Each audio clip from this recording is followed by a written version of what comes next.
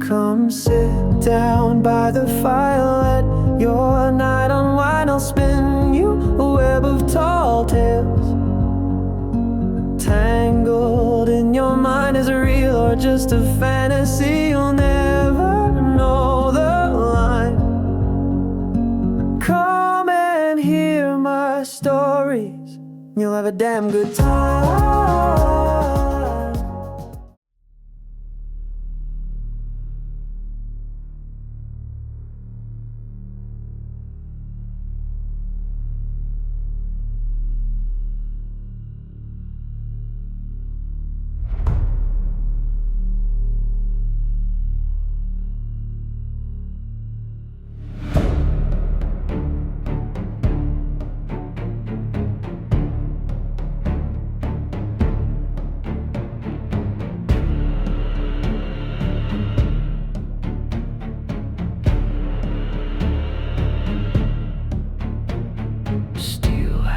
Twitch and clink in time behind the counter under neon grime. The scent of meat hangs heavy still. Pigface sharpens his blade at will. He hums a tune, it scrapes the air, a lullaby or a warning there. Slice, rinse, wipe, shine, every cut a perfect line. Slice, rinse, wipe, shine, serving madness one design.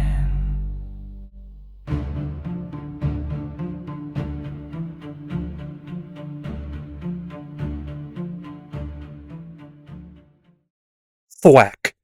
The cleaver came down hard, splitting bone and tendon against the scarred woodblock. A wet crack echoed in the tiled room, followed by the slow hiss of running water. Slice, rinse, wipe, shine. Again. Slice, rinse, wipe, shine. In the dim light of the butcher's kitchen, Sven Höglund moved with silent precision. His broad shoulders shifted as he carved, blade gliding through muscle and marrow like silk. Every movement was exact, every cut deliberate. There was no wasted motion, no hesitation, only ritual. Slice, rinse, wipe, shine. The room smelled faintly of spice, smoke, and something sweeter, harder to place. The counters gleamed, the knives glittered. He worked alone, as always, in silence. The morning special was nearly ready. Outside, the city was waking. The first golden rays of sunlight spilled between the glass towers, casting long shadows across the busy streets. Delivery trucks groaned over potholes, taxis honked, and the sidewalks filled with the rhythm of hurried footsteps. Office workers clutched steaming paper cups, collars turned up against the morning chill. The city was alive, buzzing with the steady rhythm of routine. And then there was Höglund's. Wedged between two gleaming high-rises, the deli looked like a relic from another time. Where the towers were cold and sharp, Höglund's was warm and ornate. Hand-carved mahogany framed the windows. Imported stonework lined the doorway. Above the entrance, a heavy brass bell gleamed in the morning sun. The craftsmanship was so precise, so luxurious, it stood out like a cathedral hidden in a steel jungle. Everyone in the city knew the deli. It was famous. Not just for the rumors, though there were plenty. Not just for the gossip, whispered in offices and bars, about the man behind the counter, about the meat, about the people who went missing. But most of all, it was famous for the sandwiches. The most delicious sandwiches anyone had ever tasted. So good that the rumors didn't matter. So good that the gossip never stuck. People laughed. People winked. People made their little cannibal jokes. But still they lined up every day. Because when you bit into a Höglund's sandwich, none of the darkness mattered anymore. Only the flavor. Only the perfection. A handful of children walked to school, their voices rising over the bustle. They stopped in front of the deli, staring up at its shadowed windows. They always did. "My dad says this place serves people meat," one boy whispered, puffing out his chest. "Nuh-uh," another shot back, shaking his head. A third chimed in, eyes darting nervously toward the dark glass. "I don't know about that, but I heard the owner is half pig, half man." The group laughed, uneasy but trying to be brave. One of them nodded, dead serious. "That's true. I've seen him. Everyone calls him Pigface." They nudged each other closer, daring, teasing. Breath fogged on the cool glass as they pressed their faces to the window, leaving smudges on the spotless pane.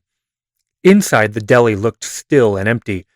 Chandeliers unlit, counters gleaming faintly in the shadows. Then, a pale shape surged forward from the darkness. A face slammed against the glass from the inside. So sudden and so close, the boys screamed and fell backward, tumbling over each other in fright.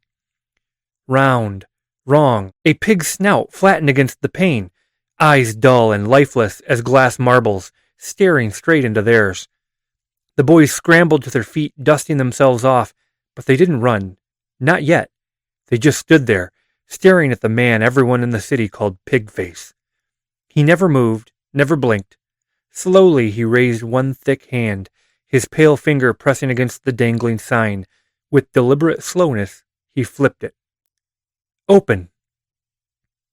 Pigface's eyes never left theirs, unblinking, cold, watching. That was enough. The boys shrieked again and bolted down the sidewalk, their laughter cracking into panicked cries as they fled toward school. Behind the glass, Sven Höglund remained still as stone, staring after them. Everyone in the city knew him by another name. Pigface. The chandeliers flickered to life one by one, warm golden light spilling across the spotless marble floors. Sven Höglund moved through the deli with the slow weight of ritual. Broom in hand, he swept each corner 3 times, even though not a speck of dust was visible.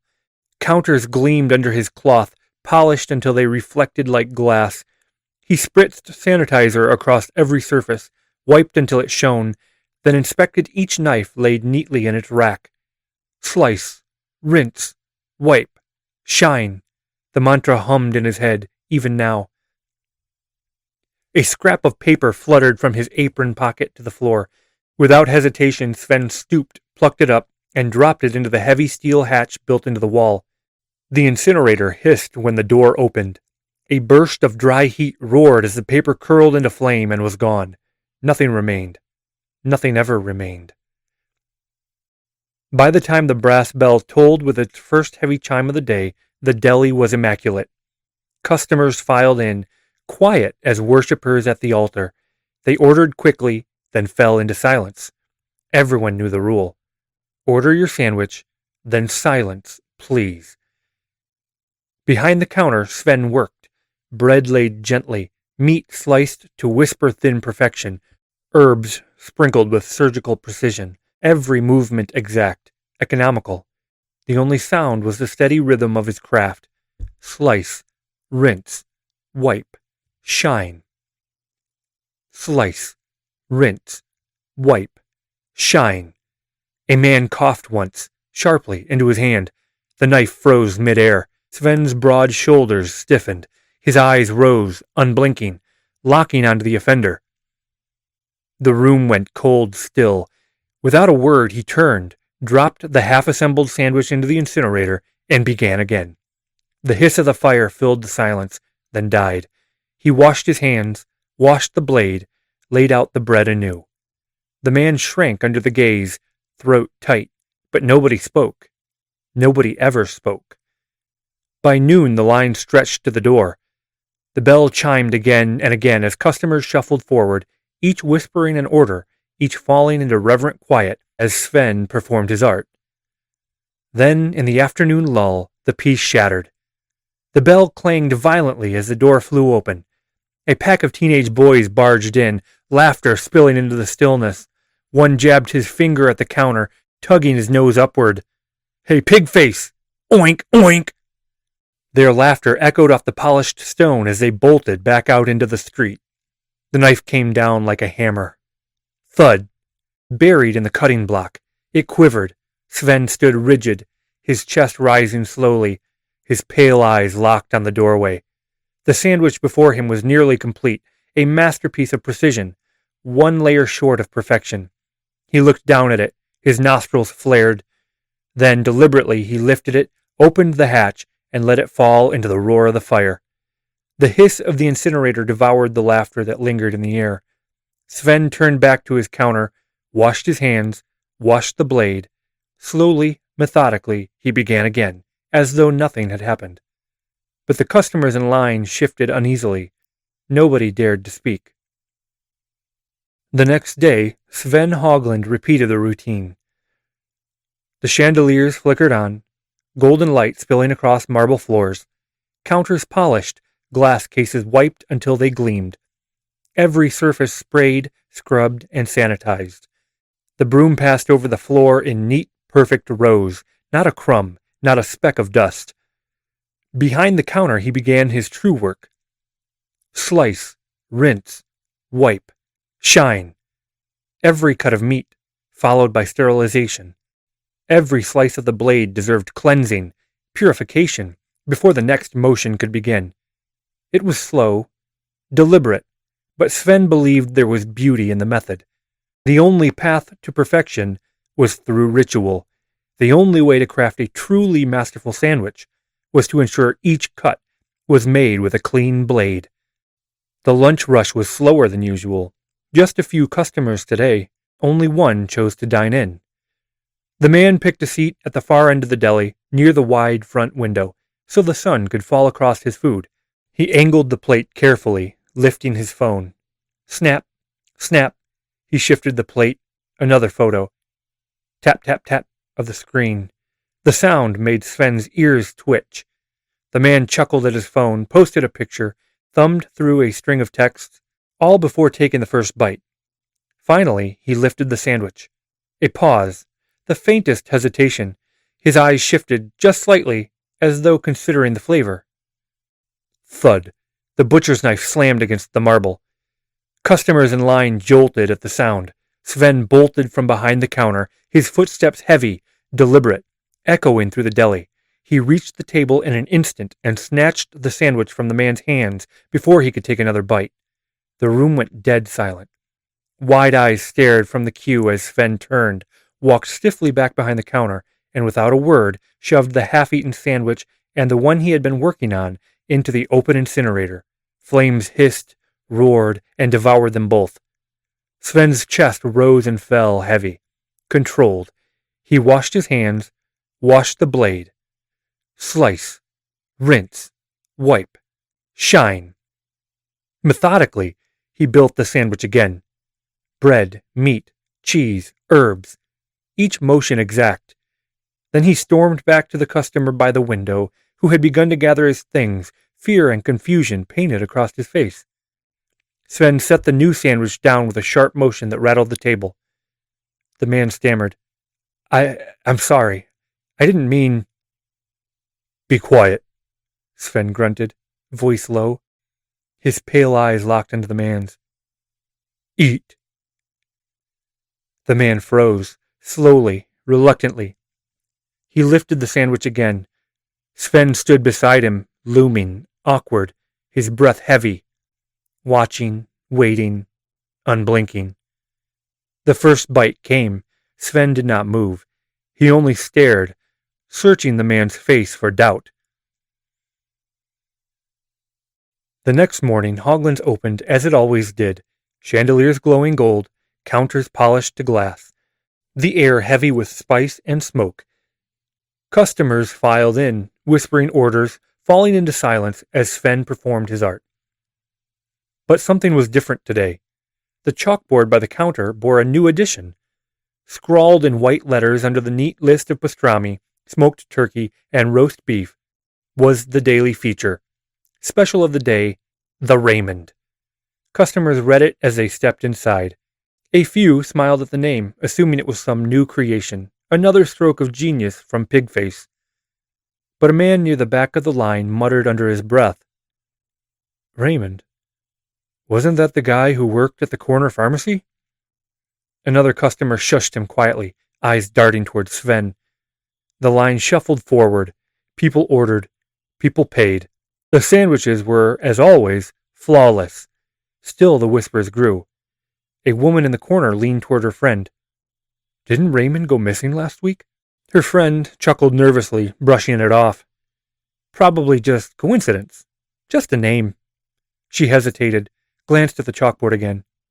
Right? When the first Raymond special was handed across the counter, no one asked what was in it. They didn't want to. They bit into it, eyes wide, chewing slowly, then nodding. Delicious. Unbelievably delicious. And that was all that mattered. Outside, as the crowd spilled back into the sidewalk, the jokes began. Better hope Sven doesn't make you the special of the day, someone laughed. Another snorted. Guess Raymond finally found his calling. The laughter was forced, uneasy, yet still, not one person stopped coming back. The next morning, Höglunds waited in perfect readiness. Chandeliers glowed gold over marble floors. Counters shone like glass. The brass bell hung silent above the door. Sven flipped the sign to open. Before the bell finished ringing, a man in a tan coat slipped inside, and flash! The camera caught Sven behind the counter in a burst of white light. Pigface flinched. His shoulders rolled forward. A lurch like the start of a charge. His pale eyes narrowed to pinpoints. The door swung open again. Footsteps, voices. Customers began to spill in off the sidewalk, murmuring at the counter. The man with the camera smiled, too friendly. Sven Höglund, I presume. I'm with the Chronicle. Your sandwiches are the talk of the city. I'd love to do a feature, an article about the legend behind the counter. Another twitch toward the knife rack, another inch of forward lean. The reporter lowered his camera, hands open. Maybe a quick interview. Tell the city about your craft. Sven's glaze slid past him to the line forming, then back. When he spoke, his voice was gravel and ice. Come back tonight, around close. The reporter swallowed and nodded. Tonight, then. He backed out through the door, notebook ready, and went to collect the city's voice. The city buzzed with rumor. At an office tower, two men smoked and watched the deli from across the street. Best food in the city, one muttered. Yeah, the other said, smirking. Just don't ask what's in it. In a bar down the block, a drunk hunched over his glass, eyes a little wild. I know a guy, he slurred. Drives the truck, delivers the meat. Says it's all radioactive roadkill shipped in from overseas. Glows green when they unload it. Swear on my life. The bartender kept wiping the counter. And yet you still eat there. The drunk grinned, teeth the color of old paper. Wouldn't you? At a corner cafe, a nervous regular laughed too loud when asked. Sure, I've heard the stories, everybody has. But come on, that's just city talk. He leaned in despite himself. Have you tasted it? Even the playground had a verdict. Jump rope slapped concrete as children sang. Slice, rinse, wipe, shine. Pigface makes you meet in line. They broke into giggles and scattered when the bell rang. By the corner store, the reporter spotted 3 teenage boys, the same kids who'd barged in days earlier, shouting, oink, oink. They lounged against a brick wall, trying to look bored and dangerous at once. Yeah, we've seen him, one said. Creepiest guy in the city. Half man, half pig, another added. I swear. The third spat. We'd never eat his sandwiches. Everyone knows they're made of, you know. They laughed too hard. The reporter jotted notes and moved on. As soon as he was gone, the boys leaned together, voices low. Let's teach that pig freak a lesson, one hissed. Another sneered. I heard he's a clean freak. Let's trash the place, make him eat his own mess. They high-fived like it was genius, their laughter echoing down the block. The deli was silent. Chandeliers dimmed low, the last traces of the day's sandwiches scrubbed away, every surface spotless. Sven stood behind the counter, broad and unmoving, his apron folded perfectly across his chest. The brass bell jingled once. The reporter stepped in, notebook under his arm, camera dangling at his side. He shut the door behind him, but the sound was followed by another. Click. The lock turned. The reporter stiffened. Sven had locked the door. For a moment, neither spoke. Then Sven gestured to the nearest stool. The reporter sat, clearing his throat. "Thank you, Mr. Höglund. I know you're a busy man. I just want to ask you a few questions. Your sandwiches, well, they're famous." Sven said nothing. His hands were busy with a cloth, wiping down the counter that already gleamed. The reporter tried again. "What's your secret?" Finally, Sven looked up. His voice was low, gravel thick. "Discipline. Ritual. Perfection." He turned to his knives, running a cloth down each gleaming blade. "Slice. Rinse. Wipe. Shine." The reporter's pen scratched nervously across the page. After a long silence, he chuckled weakly. "Of course. Everyone has heard the rumors. About the meat, that it's exotic." Sven froze. His hand tightened around the knife.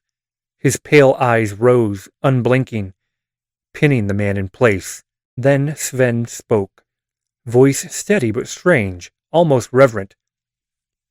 "The world is a tapestry of flavor. Do you know the difference between a pheasant and a quail?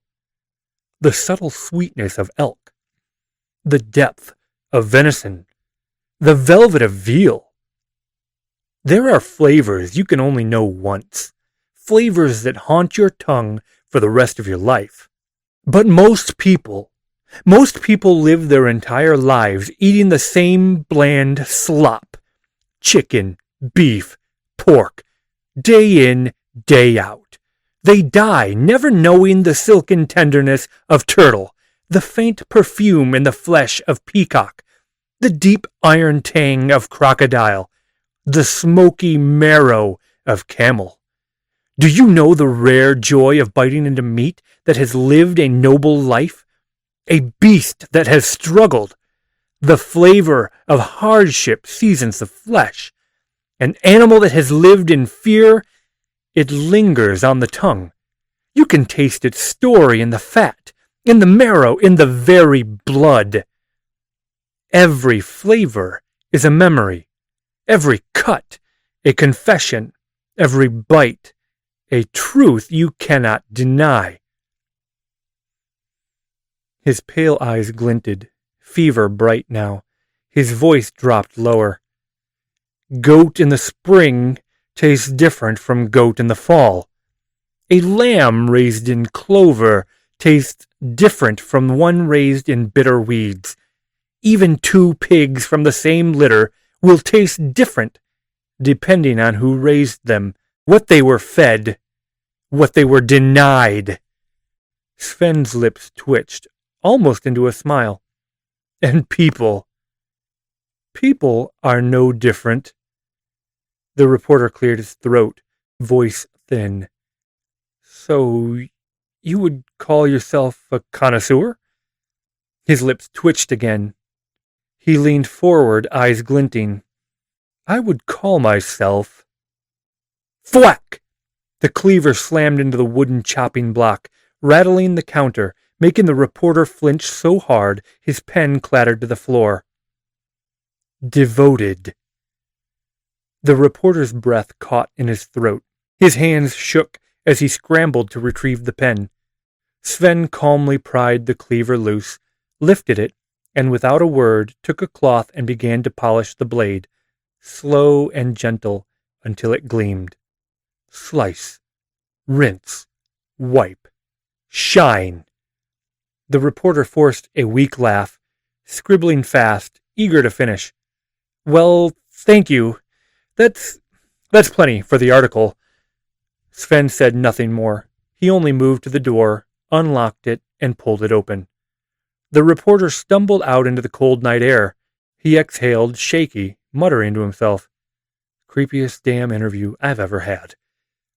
Behind him, inside the deli, Sven turned toward the back room. His eyes lingered on the steel cooler door. He whispered the mantra again, softly to himself. Slice, rinse, wipe, shine. The reporter was gone. The brass bell had gone still.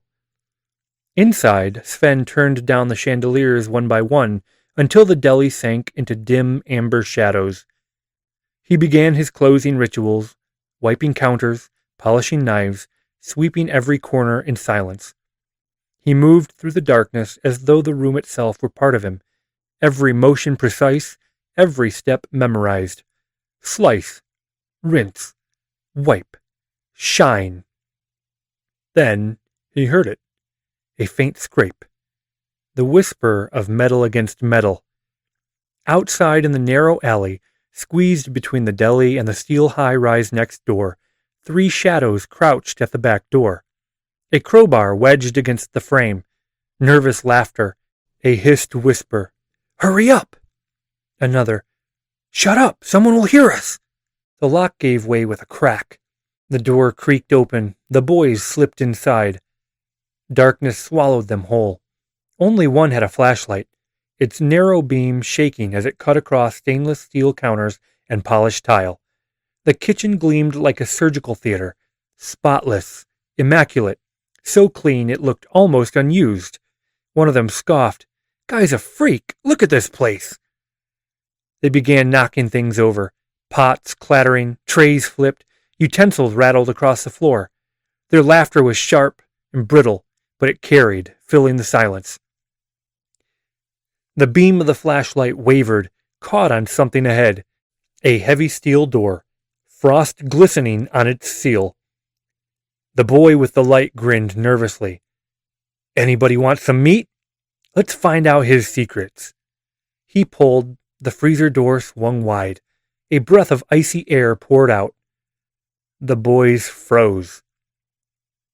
Bodies, hung like sides of beef on frosted hooks, pale, stiff, butchered and mangled, limbs stacked on shelves beside sausages and cuts of meat, all jumbled together in terrible order.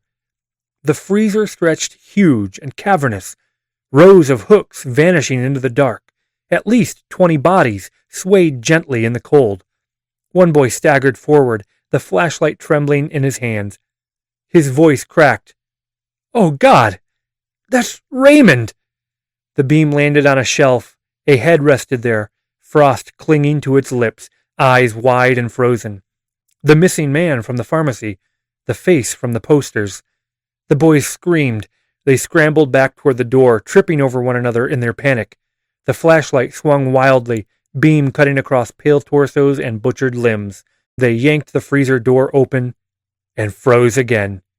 Sven Höglund was waiting. He filled the doorway, a stone wall of flesh and silence. The cleaver glinted in his fist. His snout caught the light. His eyes were pale, unblinking, dull as glass. The boys trembled, trapped between the hanging dead and the butcher himself. Sven's lips parted. His voice was low, steady, ritualistic. Slice, rinse, wipe, shine. The cleaver rose. Slice, rinse, wipe, shine. The door slammed shut. Darkness devoured their screams. The next morning, Höglund's opened as it always did. Chandeliers glowing gold, counters gleaming, customers filing in, whispering orders and falling into silence. On the chalkboard, a new line was written in neat white chalk. Special of the day, 3-meat surprise. Nobody asked, nobody wanted to. They ordered, they ate, and once again, the sandwiches were perfect.